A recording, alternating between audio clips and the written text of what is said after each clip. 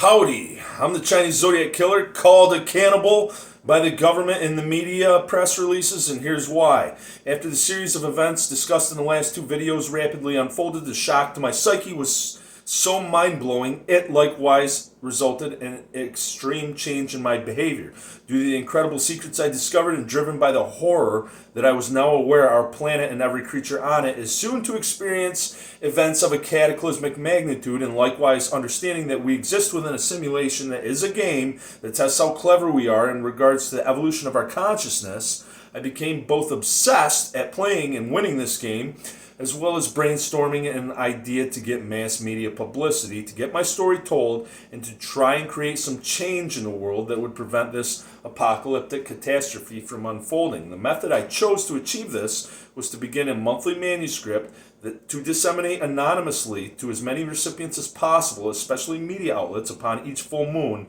and Friday the 13th.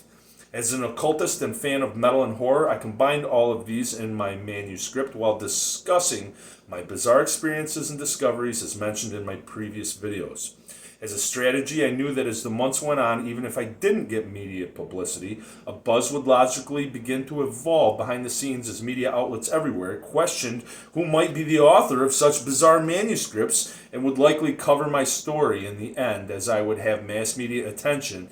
and could then try to get my true story told. I also knew that the controversy from an arrest may be the most efficient method to get mass media attention in conjunction with my strategy. It should thus be made clear that my entire strategy to get this mass media attention was by generating hype over what was actually intended to be a non-violent illusion. As the months went on, each new monthly story mailed out detailed with horror for theatrics and entertainment, mostly mine. The short story of the Chinese Zodiac Killer was thus conceived 10 months later into this, and the gimmick was the stories were actually about my experiences with deer hunting and other small game animals. There's a ton of detail here as to this bizarre tale, too lengthy to discuss here, but eventually the project evolved into a real-life social experiment and whistleblower project, testing the reactions and capabilities of the media, law enforcement, and the government, as well as even the company I worked for. In time, I became so brazen and frustrated by not getting the attention of the media, the government, and the people that I had given my identity out at least 5 times and was even mailing my material intentionally in front of cameras. Despite this, it still took the FBI 20 months to identify and arrest me as I tested their capability to do so.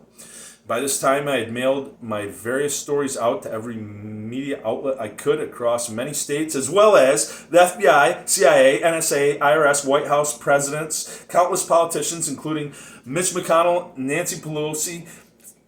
foreign embassies, including the scariest ones like the Chinese, the Russians, the Arabs, numerous celebrities such as Elon Musk, Neil deGrasse Tyson, members of Metallica, Slayer, King Diamond, Anthrax, Ozzy Osbourne, Judas Priest, Keanu Reeves, Arnold Schwarzenegger,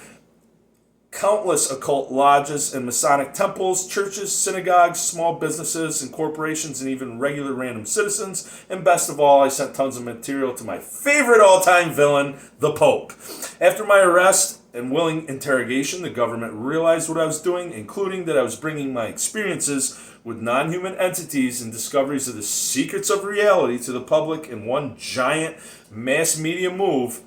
and covered everything up and labeled me as the Chinese Zodiac Killer, a character that was literally just a metaphor for the mythology behind the Chinese astrological zodiac cycle and how it correlated to the game of the simulation. I was defamed and my character assassinated, and I was sentenced in a back office with no media present to 16 months in prison, and after 13 and a half months I was released back into a very confused and terrified society, given no explanation by the government as to why or what really happened here. The local